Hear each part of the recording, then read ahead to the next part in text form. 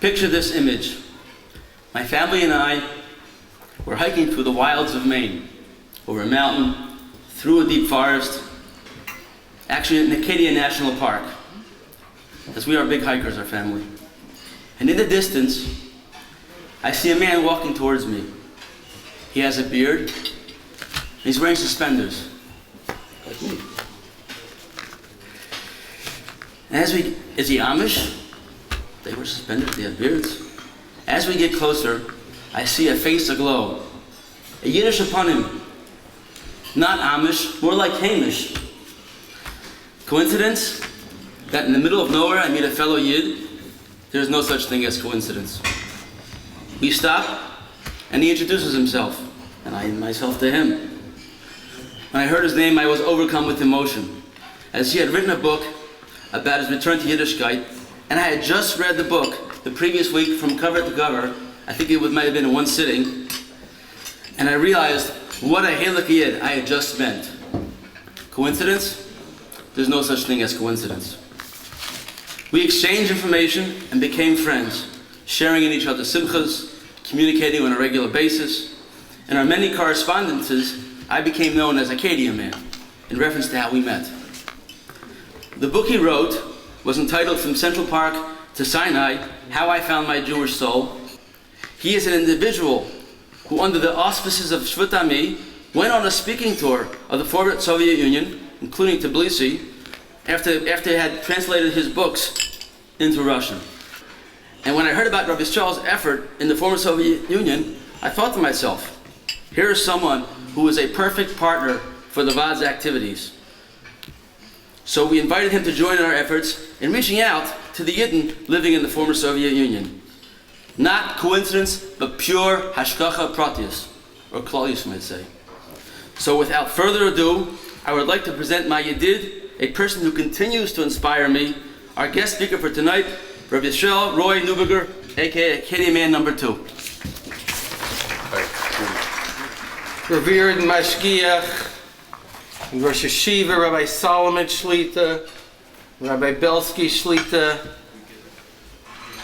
distinguished Rabbanim, and all those who are giving life to our brethren in the former Soviet Union. I'm humbled, I mean it, min halev, to be speaking in front of so many great people. I, who grew up without even knowing that I'm a Jew, or perhaps more accurately, not wanting to know that I'm a Jew. How did I get here? Actually, it's very comprehensible. Anyone who has seen what is happening in the former Soviet Union can understand, because in our generation, those who grew up in total darkness are indeed entering the light. Last Shabbos, we read these words. But even while they are in the land of their enemies, I will not have rejected them. For I am Hashem their God. I will remember for them the covenant of their forebears, those whom I have taken out of the land of Egypt before the eyes of the nations, to be God unto them. I am Hashem. I was raised in New York City. My father's mother was a Rothschild, and my mother's father was named Salant. Yet by the time I arrived, there was a total absence of Torah in our family. My favorite day of the year was December 25th. I had no bris milah until the age of 31. We lived in the heart of luxury, and yet it was darker than night. Chazal tell us that in Egypt during the 9th plague, the darkness was so thick that one could not move. I understand that because I could not move. I was a prisoner of darkness for 31 years. I screamed out. Perhaps I didn't hear myself screaming, but Hashem heard me screaming, and Hashem answers prayer even, it seems, when you don't know you're praying. He answered me He introduced me at a young age to the partner who would walk on the path with me, and he led us both out of the darkness. How did we get out of that lifestyle? 99% of those with whom I grew up are light years away from Torah. But Hashem is merciful to those who call out to Him. As we say in Hallel, He raises the needy from the dust, from the trash heap. He lifts the destitute to seat them with the nobles of His people. And tonight, I am seated with the nobles of our people, and I'm not exaggerating. Last week, Rabbi Dr. Rosenstein, Rabbi Peretz Chaim Levin, and I were interviewed by a radio show host who asked us why we should support people in such distant lands. His question was designed to bring out the essence of the Vaad's mission. I would like to give you my answer to that question.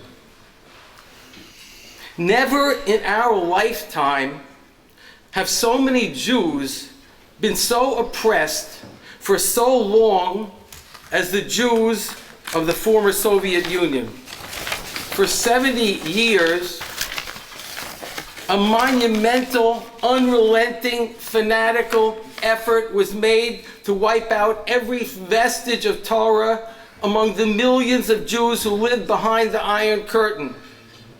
The punishment for even speaking Hebrew could be harsh, instant, and cruel. For a bris milah, death, exile. Just before he himself died, Stalin, Yamak Shemo, was planning genocide, God forbid, on the scale of the Third Reich, Yamak Shemam. And yet from the vestiges of this vast torture chamber emerged Jews. From the shadows they came, crying and begging for Torah, screaming for Torah. My friends, this is not just Kiruv. This is Tchias HaMesim, resurrection of the dead.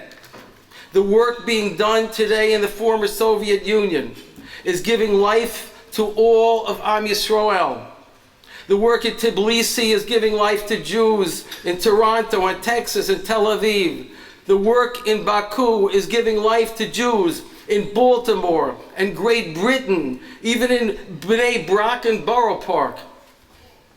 Every Jew who feels alone and helpless, hopeless, who is crying out to Hashem is gaining strength from this work, because if Torah can flower in these former domains of darkness, then it can flower anywhere. These people are starving, thirsting for Torah. I spoke at Yeshiva Torah's Chaim outside Moscow. This yeshiva, housed, believe it or not, in a building built for the KGB, think about that, is in the middle of the woods. You go out the front door and all you see are snow-covered forests. All there is Torah, pure Torah, and they're eating it up. My translator at the yeshiva was a young, handsome, former movie star. He is now learning Torah full time. In the middle of the program, this suave young man broke down, crying from the impact of the story. He had to ask someone else to take over. This is how deep emotion runs in these lands that have been covered in darkness. My friends, millions of our brethren are crying out and aching for Torah. They want life. They want to fly on wings of Torah. They want to breathe Torah and eat Torah and become filled with Torah.